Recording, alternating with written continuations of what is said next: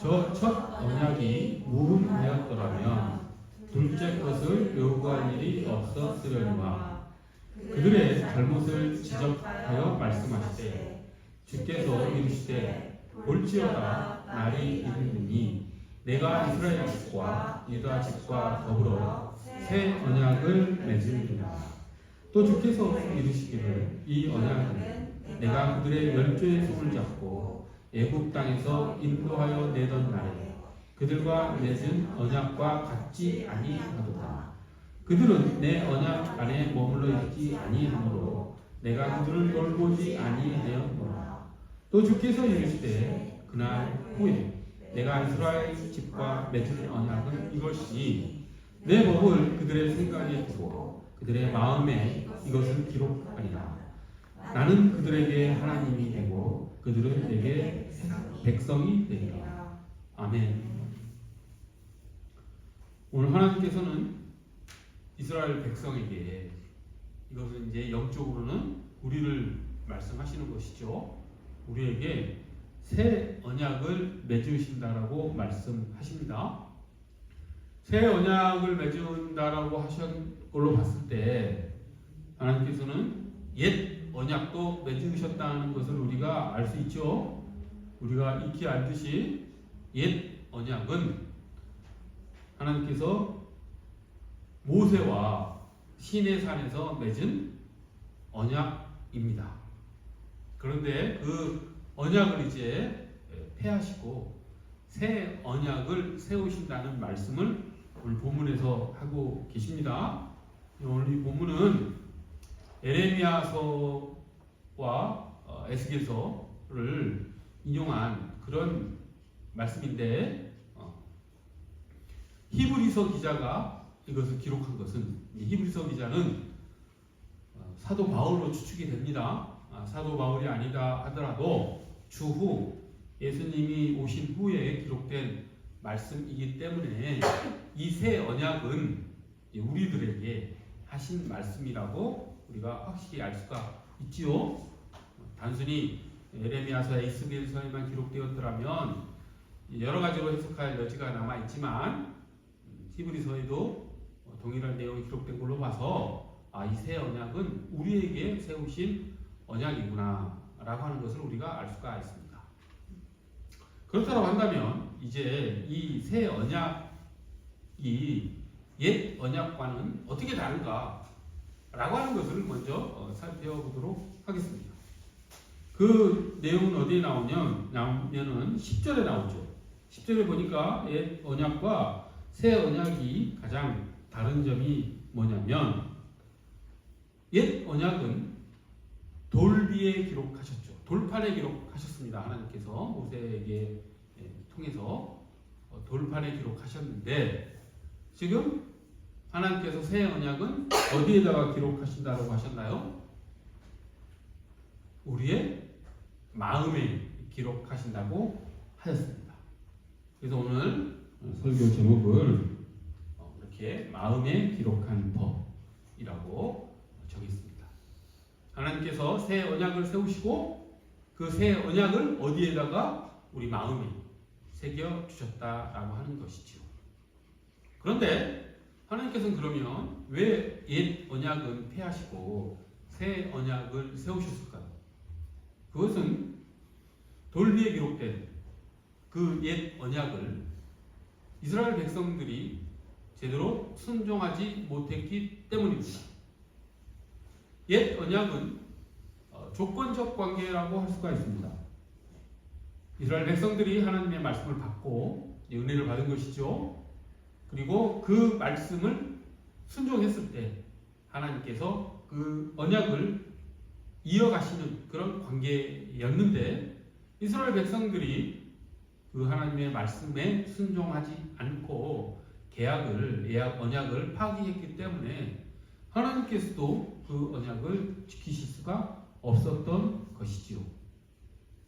오늘 본문에도 그런 내용이 나와 있지 않습니까?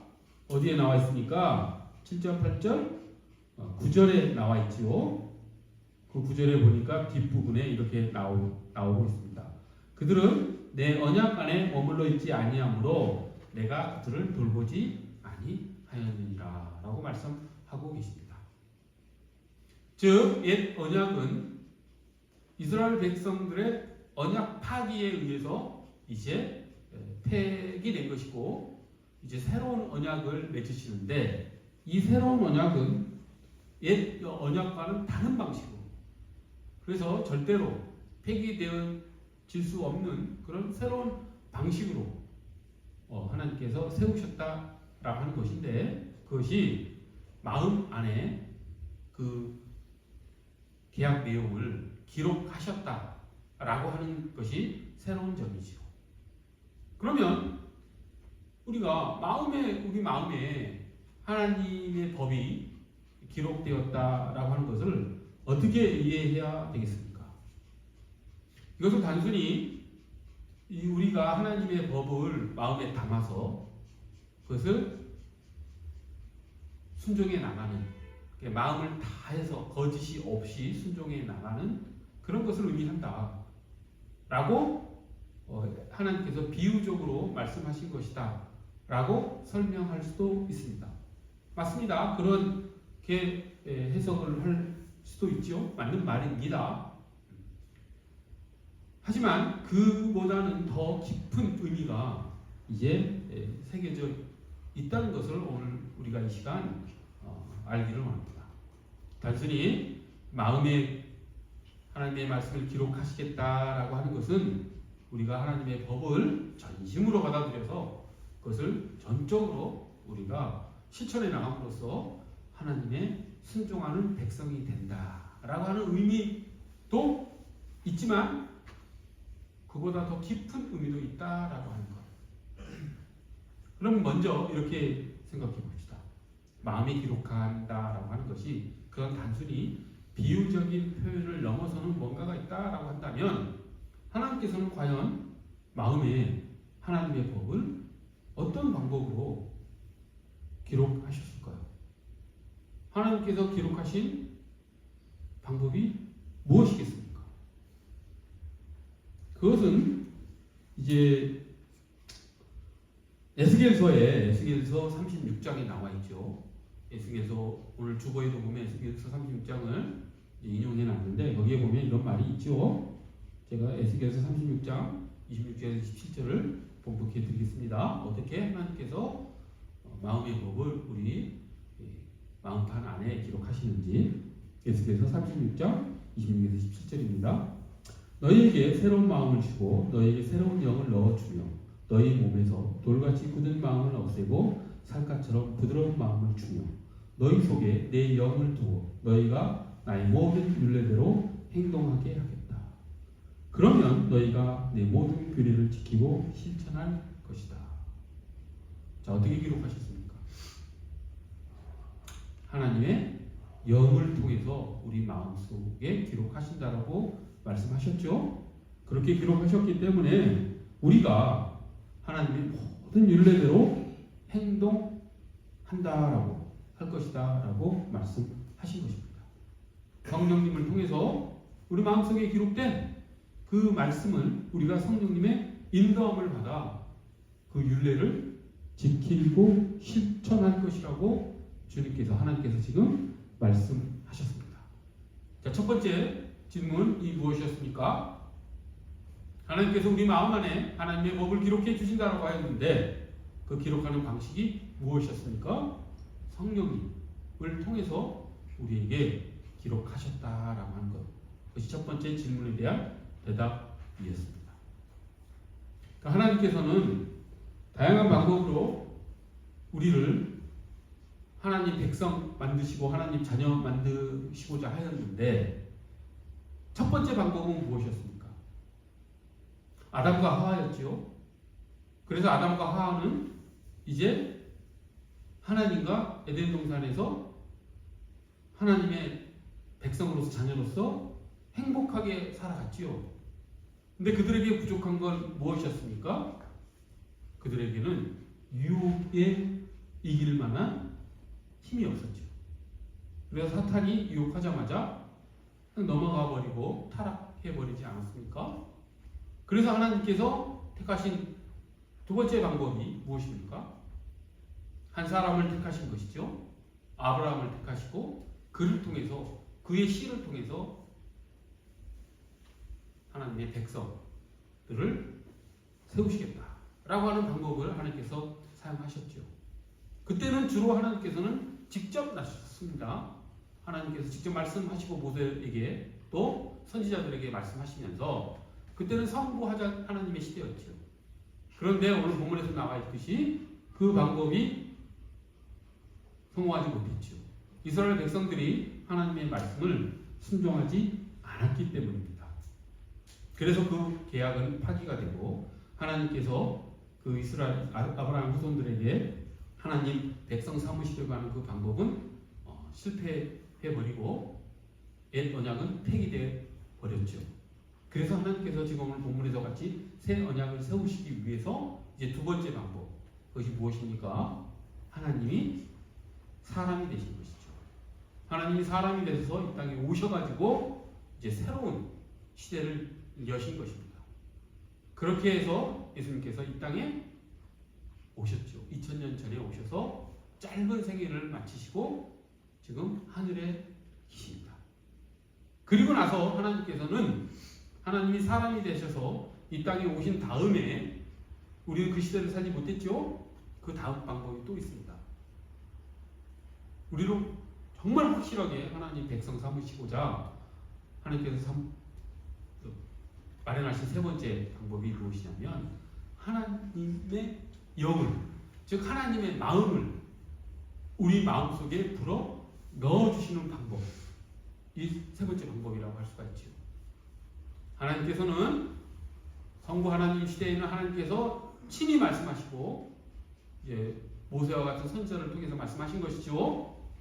그리고 두 번째 방법은 무엇이었습니까? 성자 하나님을 통해서 사역하셨고 세 번째 방법은 또 무엇이었습니까? 그에 더해서 하나님이 우리 안에 들어와 버리신 것이죠. 그것을 지금 하나님께서는 오늘 본문에서 뭐라고 표현합니까? 내가 내 법을 너희의 생각에 두고 너의 마음에 기록하겠다라고 하는 것을 지금 본문에서 그렇게 말씀하고 계시는 것이죠. 그것을 우리가 우리 마음에 기록한 것이 단순히 비유적으로 우리가 하나님의 법을 마음으로 받아들여서 전심으로 그것을 실천해 나가는 삶을 살게 할 것이다 라고 하는 그런 비유적 표현 이상의 것이 있다라고 하는 것. 성령 하나님을 통해서 우리가 그것을 받아들이고 그것이 우리 마음속에 기록되게 하시겠다라고 하는 것임을 우리가 살펴보았습니다. 에스겔서를 보면 우리가 그것을 확실하게 알 수 있죠. 에스겔서에 보면 하나님께서 우리가 하나님의 율법을 지켜나가도록 하겠다라고 하는데 그 방법이 무엇이었습니까? 영을 우리에게 부어서 내 영을 너희에게 부어주어서 내 율례를 지키게 하였다라고 하는 그런 말씀을 하신 걸로 봤을 때 우리는 충분히 이것을 유추할 수 있는 것이죠. 그러면 이제 두 번째 질문입니다. 하나님께서 우리에게 주신 이 마음의 법의 내용은 무엇일까요? 마음의 법을 기록한 것은 성령님을 통하여서 기록하셨습니다. 그러면 이 마음의 법은 과연 어떤 내용이겠습니까? 그것은 어떻게 우리에게 알려졌겠습니까? 마음에 기록된 것을 우리가 어떻게 읽어낼 수 있냐라고 하는 것이죠. 그것은 예수님께서 우리에게 주신 말씀이 그 내용입니다. 예수님께서 우리에게 공생의 기회 동안에 우리에게 주신 말씀들, 그 말씀이 우리 마음속에 성령께서 우리 마음 안에 새겨주신 하나님의 법이라고 하는 것이죠. 그것이 마음에 기록된 법의 내용입니다. 그 마음에 기록된 내용의 법 중에서 가장 보석과 같은 내용이 가장 핵심적이고 중요한 내용이 산상수훈이지요. 그래서 산상수훈을 좀 지금까지 모든 그 논리적 과정을 다 뛰어넘어서 산상수훈을 하나님께서 우리 마음 안에 기록해 주신 법이다 라고 말씀할 수 있습니다.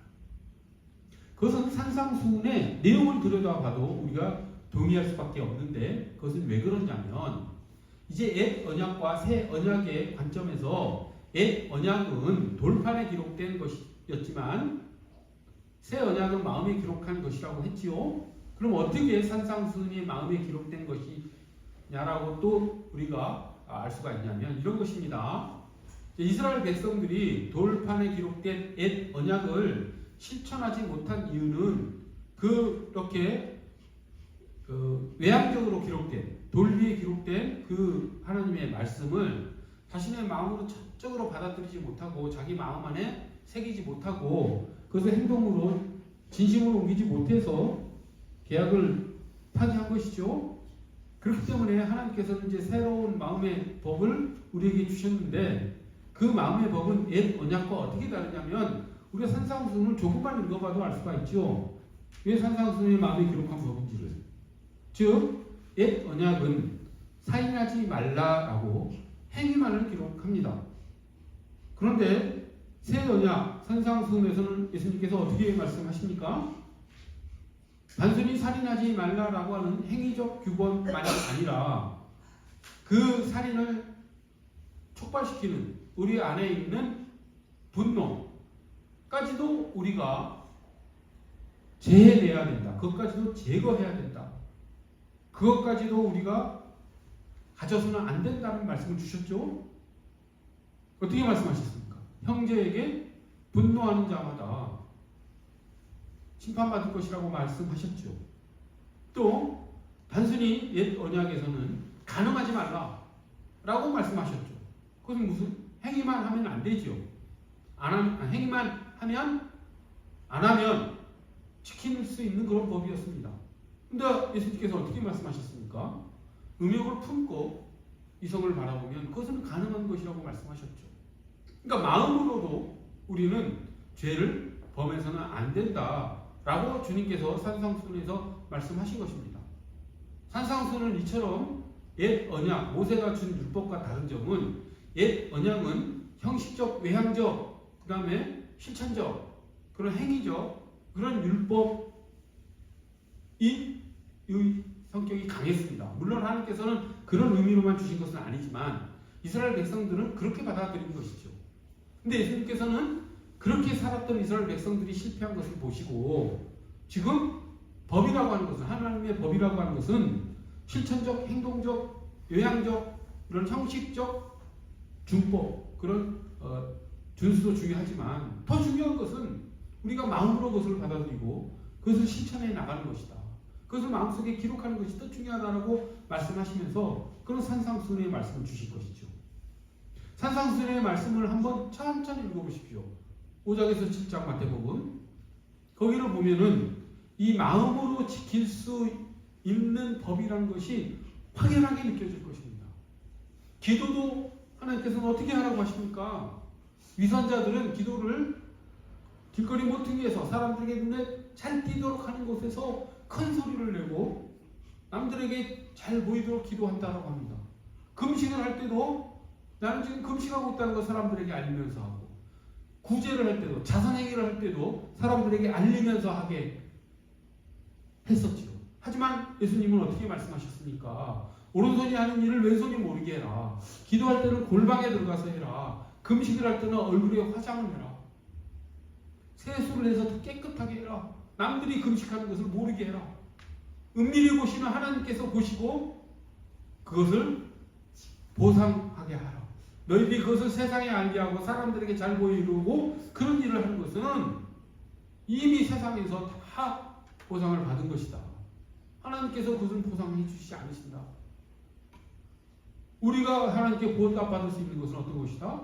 은밀한 중에 보시는 하나님을 의식하며 하나님 앞에서 거람되어 그렇게 살아가는 것이다 라고 하는 내용이 산상수훈에 가득 차 있습니다.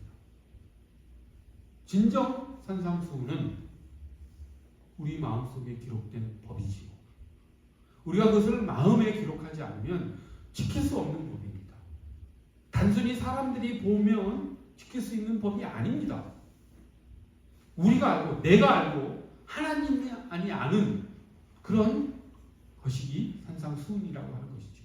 그렇기 때문에 산상수훈은 마음에 기록한 법이죠. 그런 의미가 또 오늘 본문 말씀과 연결이 되는 것이죠. 오늘 본문에 하나님께서 하나님의 법을 우리 생각에 두고 우리 마음에 기록한다라고 하는 것을 그 산상수훈의 내용과 연결해 보십시오. 그렇게도 연결되지요. 우리가 산상수훈을 지킬 수 있는 방법은 우리가 마음으로 지켜냈을 때 그 산상수훈을 지켜낼 수 있죠. 근데 그 마음의 법이 어디서 왔습니까? 성경책에 기록됐습니까? 출판사에서 기록한 성경책을 통해서 우리에게 왔습니까? 아니죠. 예수님의 말씀을 통해서, 성령님의 인도하심을 통해서 그 말씀은 우리에게 온 것이죠. 그래서 우리 마음 안에 기록된 것이죠. 그래서 우리가 하나님의 자녀가 되기 위해서는 이 마음의 법을 우리가 실천해 나가는, 그것을 순종해 나가는 삶을 사는 것입니다. 오늘 본문에서도 하나님께서 그것을 확실하게 하셨죠. 어떻게 해야지 하나님이 우리 하나님이 되고 우리가 하나님의 백성이 된다라고 말씀하셨으니까, 하나님께서 하나님의 법을 우리의 생각에 두고 하나님의 법을 우리의 마음에 기록하시고 나서, 그리고 나서 하나님이 우리 하나님이 되시고 우리가 하나님의 백성이 된다라고 말씀하셨죠. 에스겔서에서는 더욱더 확실하게 말씀하셨죠. 내 영을 너희에게 두고 너희가 나의 모든 법규대로 율례대로 행동하게 하겠다라고 말씀하셨죠. 그리고 에레미야서에서 또 그것을 반복하시고, 비슷한 내용입니다. 완전히 똑같은 내용은 아니지만 그렇게 말씀하신 것이죠.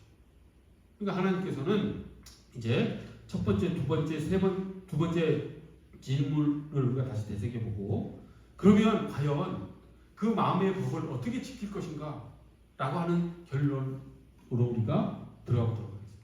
자, 첫 번째 질문이 무엇이었습니까? 마음의 법이 어떻게 기록되었는가?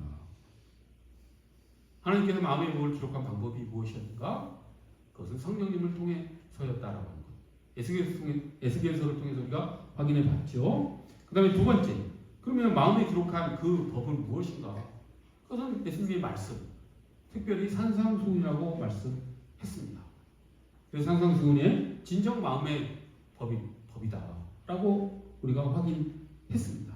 왜 산상수훈이 또한 마음의 법일 수 있는지라고 하는 것까지 살펴봤죠. 우리 마음의 내용까지도, 우리의 생각까지도 하나님께 순종하는 그런 삶을 살아야 된다라고 하는 내용들로 가득 찼기 때문이라고 했습니다.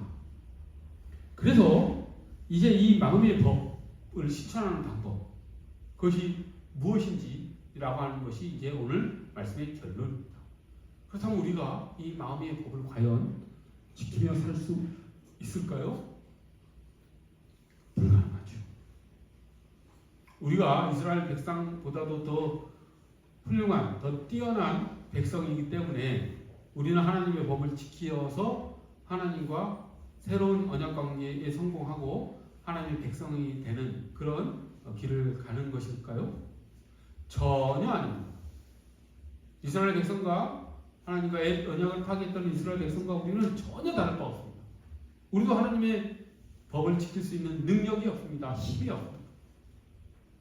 그럼 하나님께서 어떻게 우리가 그 법을 지켜 우리가 하나님의 백성이 되게 하시겠다라고 하는 것일까요?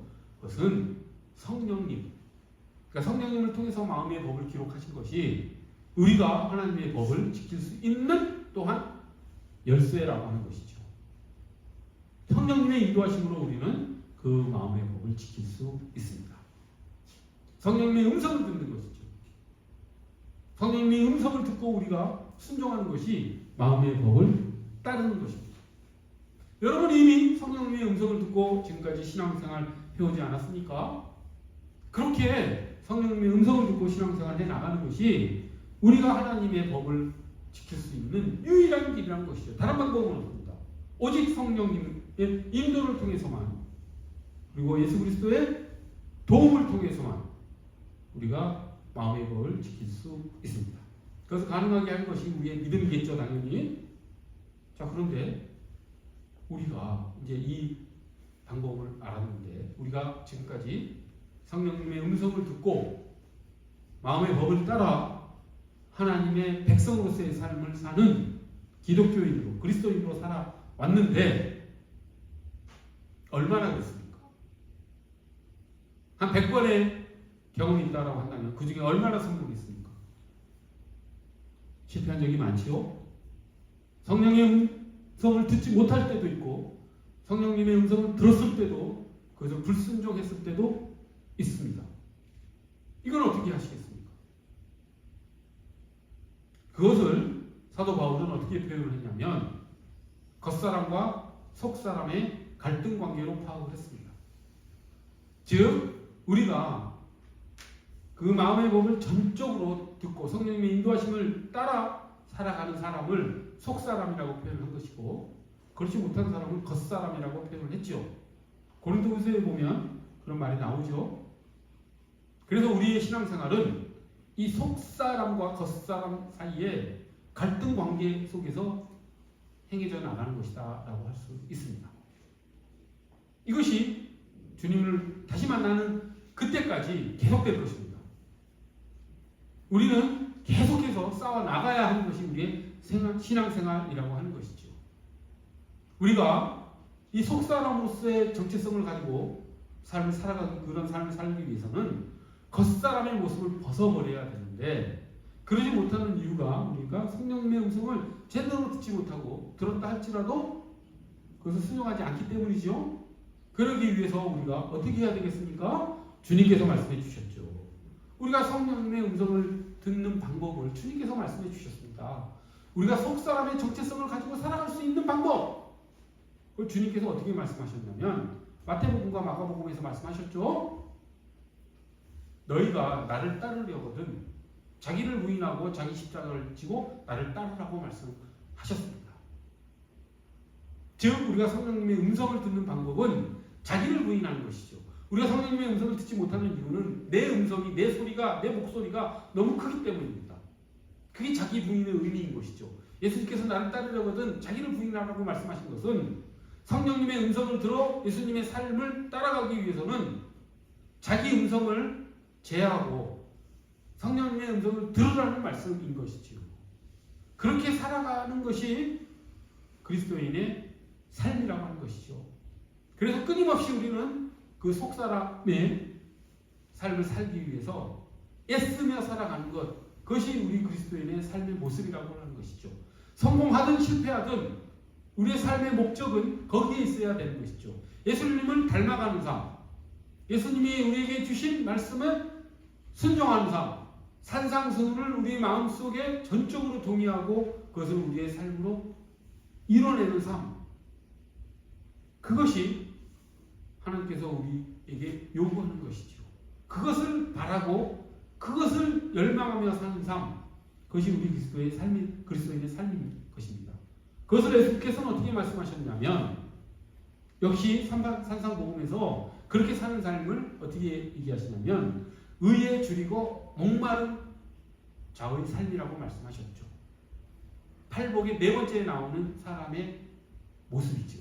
의에 줄이고 의에 목마른 삶, 그런 삶, 그게 무엇입니까? 속사람의 삶, 예수님을 닮아가는 삶, 그런 삶을 우리가 살아가기를 주님께서는 우리에게 말씀하신 것입니다. 그런데 예수님께서 그 사람에게 복이 있다고 하셨죠. 복이 있으리니 의에 줄이고 목마른 자는 복이 있다. 왜? 하나님께서 배부르게 할 것이기 때문에. 즉 무슨 뜻입니까?